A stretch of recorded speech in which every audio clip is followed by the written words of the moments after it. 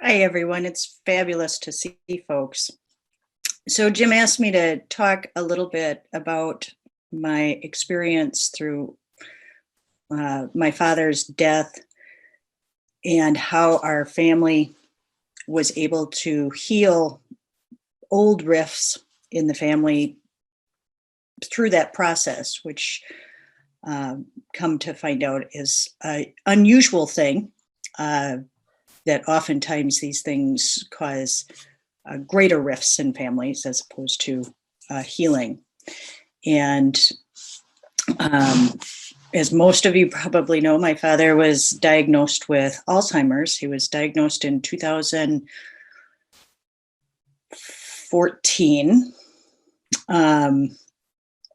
And in the winter of 2015, maybe it was 2015 and 2016, something like that. Anyways, in the winter, 6 months or so after he was diagnosed, he suffered a series of seizures. At first, we thought it was actually a stroke, but once he was admitted into the hospital, they realized it was a series of seizures that left him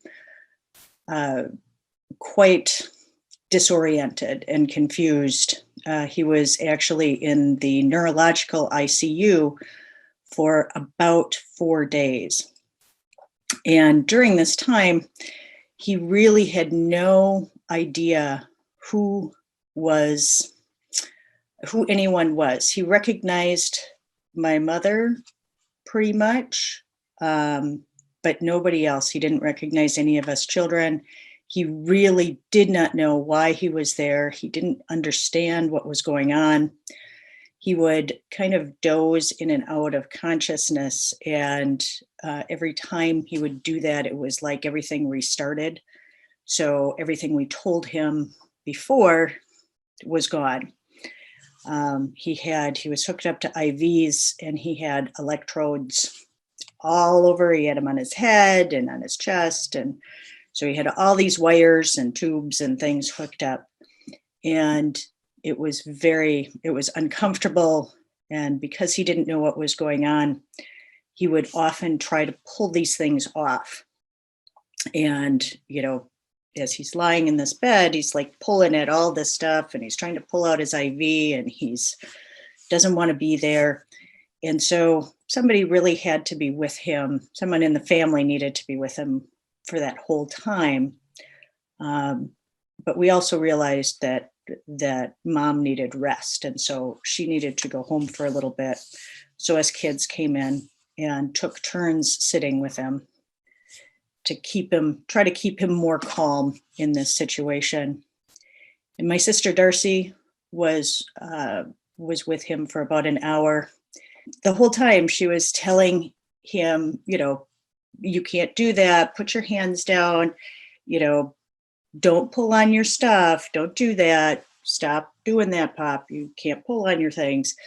Really very consistently for the whole time. And I came in to relieve her and she was telling him not to pull on stuff. And I just stopped and just held his hand and just grabbed his hand and held his hand. And he stopped, and he stopped pulling at his stuff, and he stopped. And I took my other hand and took his other hand and held them tightly to let him know that I was here with him, even though he didn't know who I was or what the story was, why he was there. It helped him feel more safe in that moment. And my sister stood there with her mouth open in shock and said, didn't even occur to me to do that. Had no idea that there was another alternative. And by talking with her and the rest of the family around that actual scenario, we all began to realize that we have different things to offer the process of him dying. And so we got a chance to listen to each other in really different ways and accept the differences that we all have, because we all saw it very differently. We all experienced very different things. We all have our own story about the end of his life and what it meant. But we also all respected the very different gifts that we had to bring to that situation in order to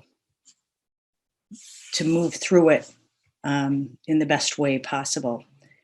And it's truly a blessing to know that these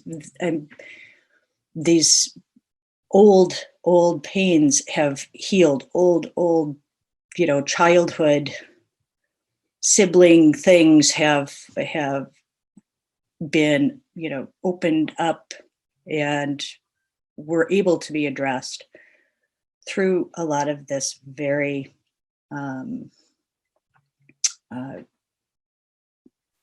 the being not quick to judge, and letting go of some of the need to be right, and just recognizing and giving a lot of grace to everybody's individual process, I think was the most important part of that.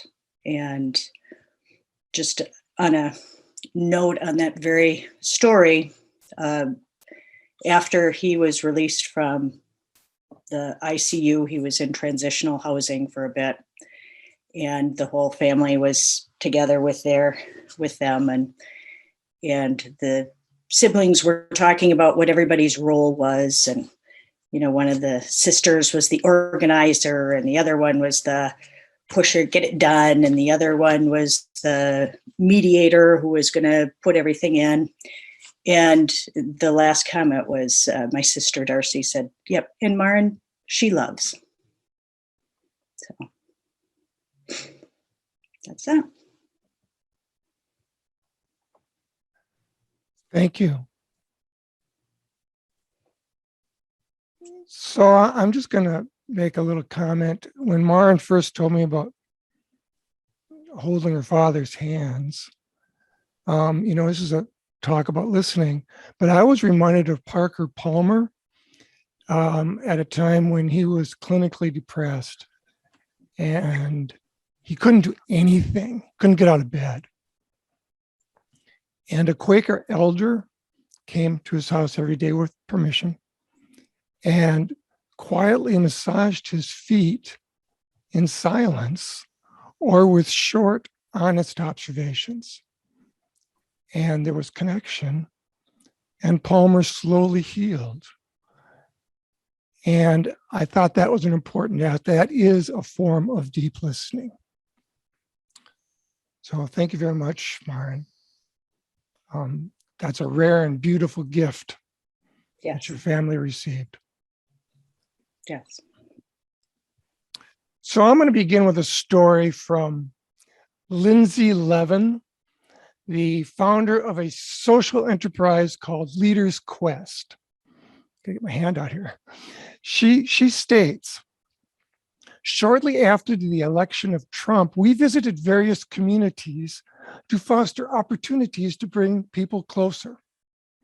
In West Virginia, we invited members of the community to meet with an environmental activist and with a scientist. But first, we went into the coal mine to experience the life of the miners and spend time in the community to understand their way of life and religion. There was one gentleman, the foreman of the coal mine, who didn't believe in evolution and took the Bible very literally.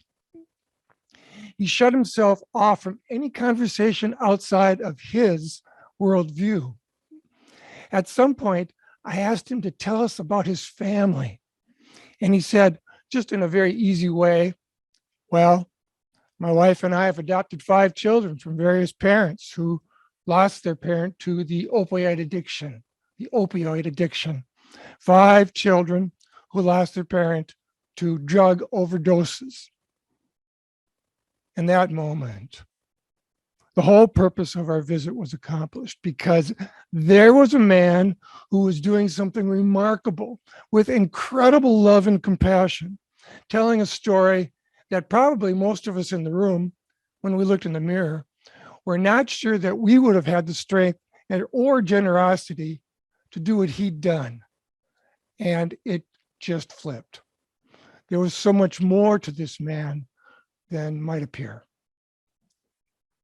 These sorts of stories may seem like an exception rather than the rule, locked as we appear to be in politics and polarity. But because we all share the challenges of the human condition, it's possible to see beyond us and them to the all of us, connected as a single human species, all of us connected by the truth of our genes, and all of us facing the same global challenges together. And it can begin with listening as an act of service, listening with a true heart of peace. Going beyond the barriers of us and them takes skill and dedication, whether by yourself or as part of a group. It means listening with a heart of peace as often as is reasonably possible, as a way you intend to live your life. When I first moved up here in 2008, there was a man that I worked with in the community, in the Lake Association and other contexts.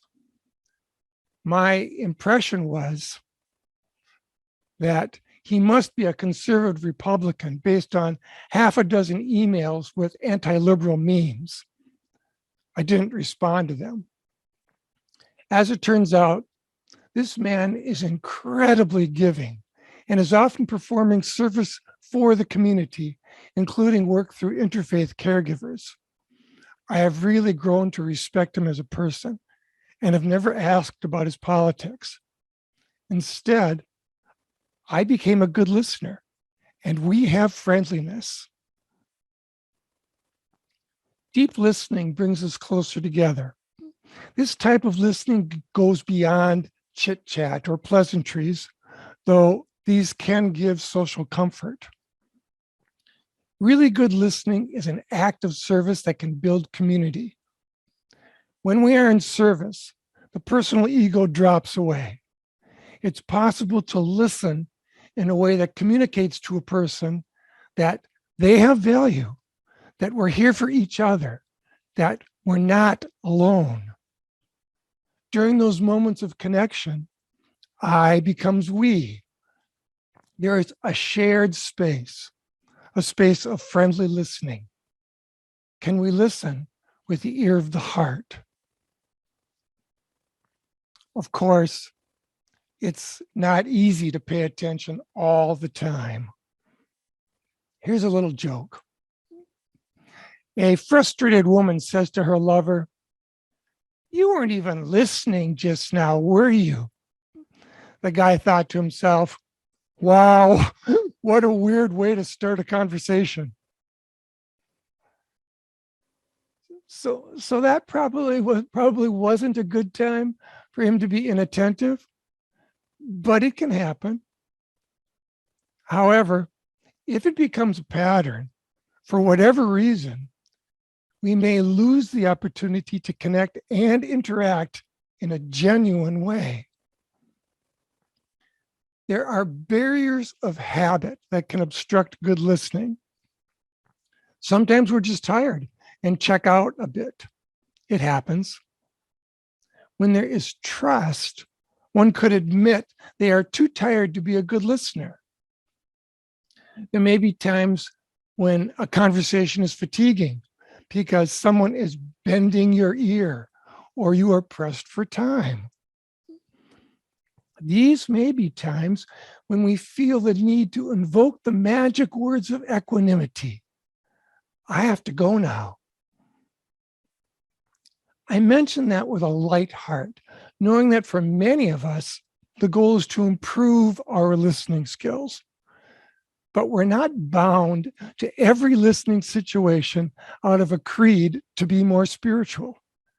we have permission to bow out and move on with the flow of our experience. Having said that, it seems we've become a culture that uses distraction to avoid meaningful conversation. We may avoid the effort of understanding another or of coming together. For example, our culture may be addicted to devices in part to avoid the effort of listening. Texting or playing a game under the table or out in the open can be used as a way to tune out and not pay attention. There are other common barriers to good listening. Sometimes we might ignore someone due to a stereotype or bias we hold about the person. We might even ignore them with our body language. Another thing that can happen in conversation is that we start rehearsing what we might say. That internal rehearsing will detract from our listening. We may just be preparing for our turn to speak. Or maybe we don't agree and want to prepare a convincing argument, sway the day in our own way. This can lead to the very human impulse to impose our way of thinking onto a conversation. We may do it reflexively, or because we genuinely feel we are right. If we stick to our agenda, we may miss an opportunity to bridge understanding. Here's a cartoon in which Henry VIII is in marriage therapy with one of his wives. The session doesn't appear to be going well. The therapist is saying, "You say off with her head, but what I hear is, I feel neglected." The therapist isn't on target, falling back on a formula to try and smooth over tension. It's not uncommon to interject our own interpretation or viewpoint without really understanding what another person is actually saying. We need to allow for the possibility of disagreement. Healthy disagreement requires a safe environment that allows for diversity of view. If we are going to disagree, we should at least know the other person's point of view, what they are saying, so that we know how it is that we disagree. Generally, a safe and friendly ambience will enhance communication. It takes confidence to project goodwill when safety and friendliness are not the norm. A good environment for listening includes feelings of acceptance, security, and safety. Feeling stressed can make us feel defensive, which can trigger aggression, smoothing, or withdrawal. If we feel triggered, we ought to know why. Strategic retreat could make sense. Setting aside the conversation for a later time could be an act of generosity. Getting back to my fictional therapist of Henry VIII. At some point, he realizes he is losing connection with Henry and decides it might be useful to bring Henry's wife into the conversation. So the therapist says, "Henry, all relationships are built on good listening. Listening is a two-way communication. It takes two people who are willing to attend to what the other has to say." The therapist pauses and turns to Anne Boleyn, who has a bit of a reputation for being sassy. He makes a therapeutic request. "Anne, can you please tell Henry your response to everything he's had to say today?" Anne looks at Henry and says, "I'm sorry, Henry dear, I wasn't listening." Can you repeat what you said, beginning with the day we got married? So another quality of listening is to pay attention.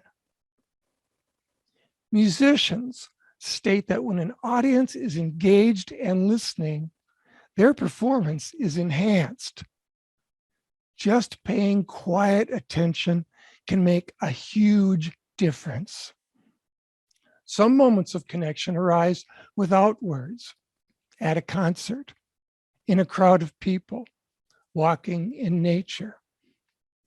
These types of wordless conversations can happen anywhere. Listening means being receptive to the potential of connection. And it's worth noting that people have a variety of communication styles.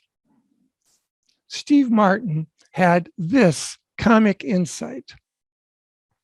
Some people have a way with words, and other people not have way.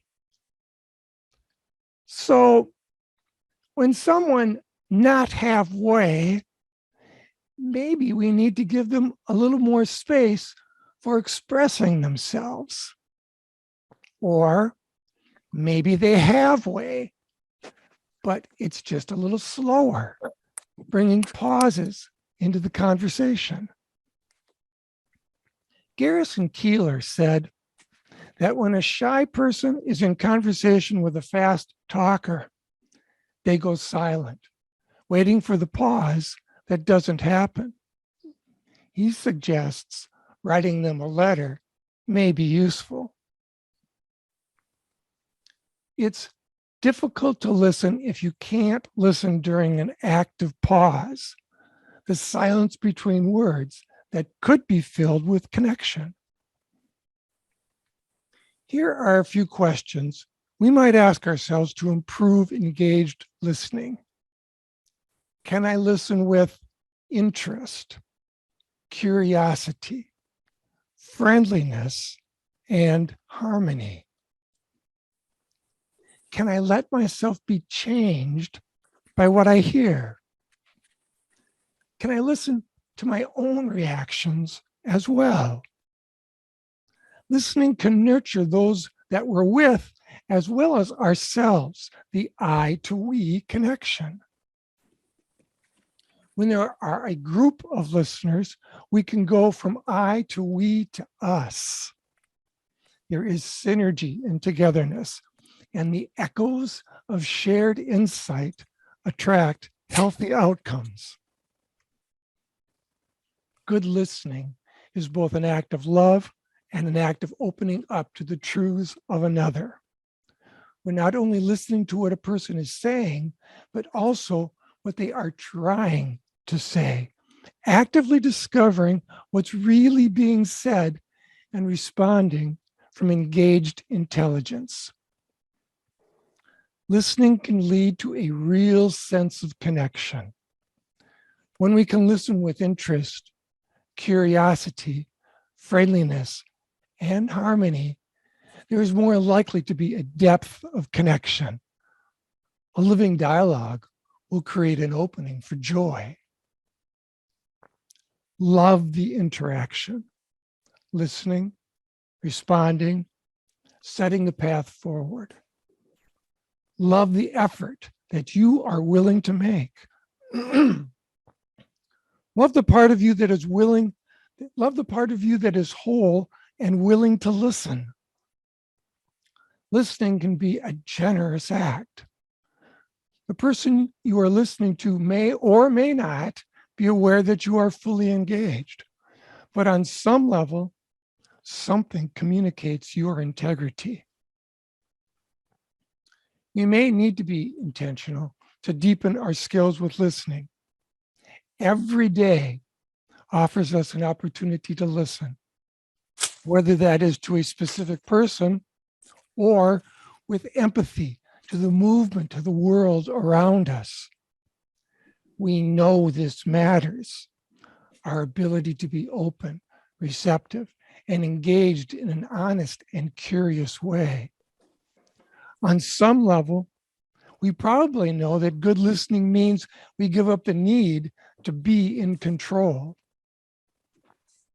Becoming conscious of our intention may guide us to a more understanding heart.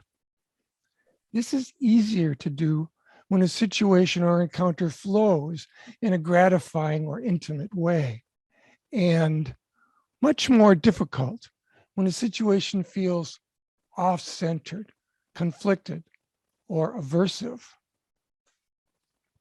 It is good practice to gain skills with listening in both easy and in more difficult situations. Saint Benedict has a suggestion that we listen with the ear of the heart. The poet Mark Nepo puts it this way: to listen is to lean in softly with a willingness to be changed by what we hear. Both of these poetic phrases suggest letting go of control and opening to the qualities of the heart. Here's the take-home message. When we're listening, we feel connected. When we're not listening, we feel separate. Listening is what brings us closer together. Listening is a skill that makes love and connection more possible. When there is connection, there is more likely to be peace. Genuine listening is an act of service to the person or persons who are given the gift of listening, as well as to the flow of life itself. I'd like to end with a poem by John Fox. When someone deeply listens to you. When someone deeply listens to you, it is like holding out a dented cup you've had since childhood and watching it fill up with cold, fresh water. When it balances on top of the rim, you are understood. When it overflows and touches your skin, you are loved. When someone deeply listens to you, the room where you stay starts a new life. It is as if gold has been discovered. When someone deeply listens to you, it's like the earth gives you a hug, and a beloved land that seemed distant is now at home within you. Thank you for listening to this talk.